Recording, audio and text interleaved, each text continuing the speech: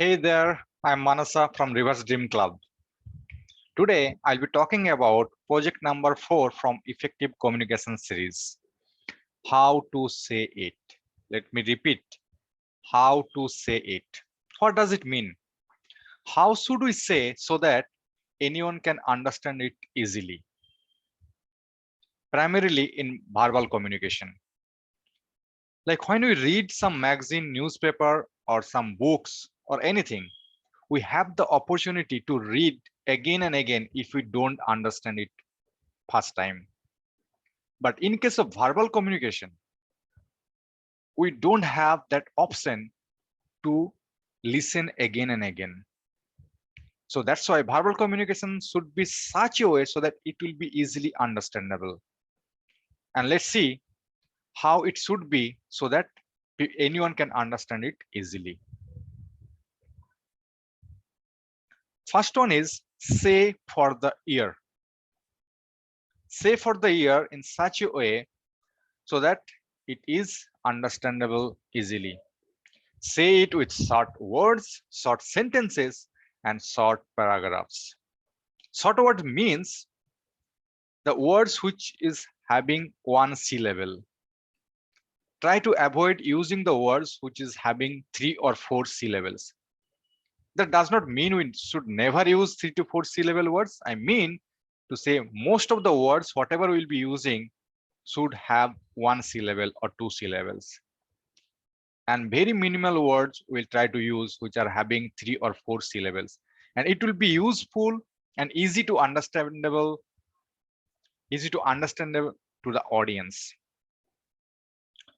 Next is short sentences. Even short sentences also it's easy to understand to the audience.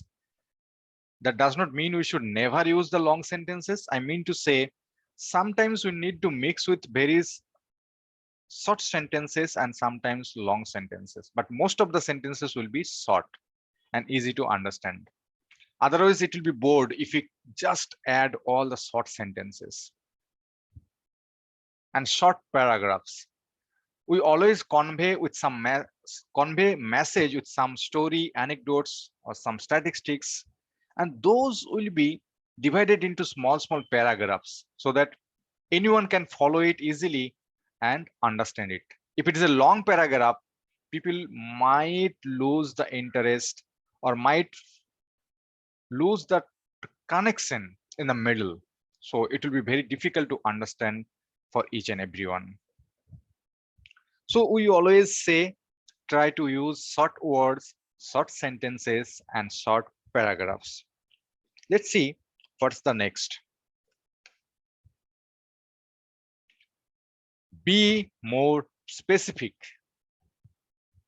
So here we have to use vivid words to be more specific. Like say we should not use any generic words. That means which has a generic meaning or 3-4 meaning. I'm giving one example of vivid words like say criminal. If you use the word criminal, people can think that it might be pickpocket, might be bank robber, might be embezzler, or might be murderer. But to be more specific, if we can use the murderer or pickpocket or anything, then people will not try to guess what it is actually.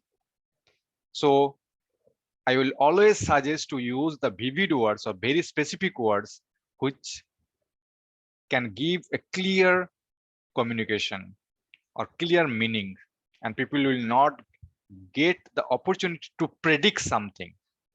Otherwise they will try to predict something and it might go in your way or might go in other way also, and we'll have a miscommunication and communication gap. So to reduce the communication gap, we need to use very specific meaning words. Use the words economically also. We should not reiterate the same thing again and again and again. It will be bored. And we should use the words as less as possible to convey the same meaning. And we have the limitation of time also. We will not get unlimited opportunity, unlimited time to have the conversation with our bosses, in office, school, college, or anywhere else. So we should convey the same message with minimal word usage. And to do that, sometimes we might require to use the simile or metaphor also. That means when we are conveying some message, which is a little bit difficult or might be some cases easy also, we can give some easy example and compare with that easy example to your difficult message also. So compare, contrast using that, or we call it simile and metaphor, so that we can convey the same message or meaning it's easily. We can use alliteration and triads to make people more interested to listen your voice, to listen your speech. I'm giving some example like here, like unnoticed, unused. It's a alliteration, means the starting of each word syllable is almost same, or the sound is same, like protect and preserve peace, like that. Or you can use sometimes triads like grouping of same type of words, like say our lives, our fortunes, and our sacred honor. It's our in different way. We are just grouping together so that people can not only understand, even listen with interest. And finally, come to the grammar point. Say it correctly.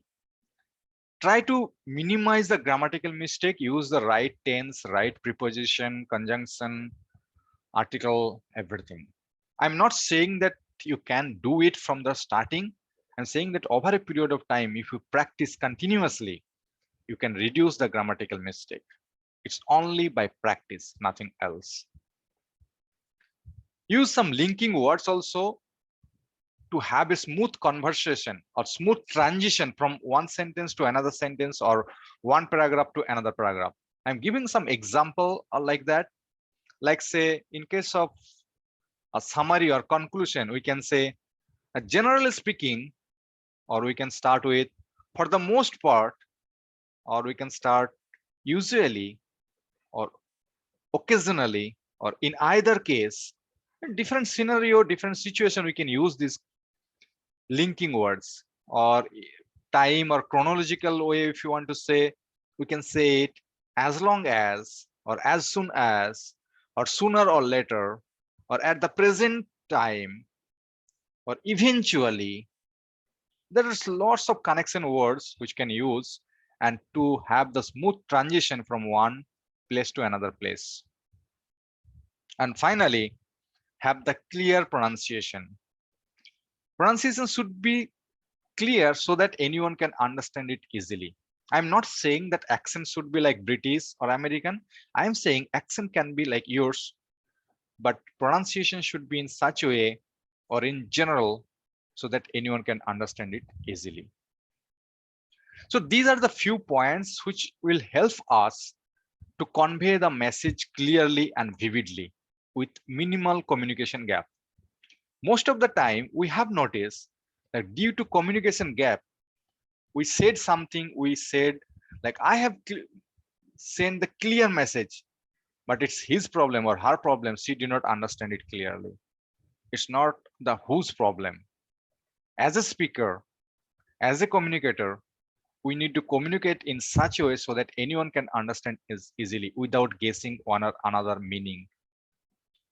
And I'm sure if you can follow this, our communication gap will be very, very minimal.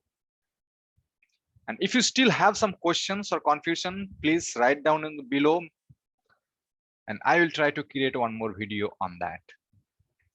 And thank you for watching this video. And for now, bye bye.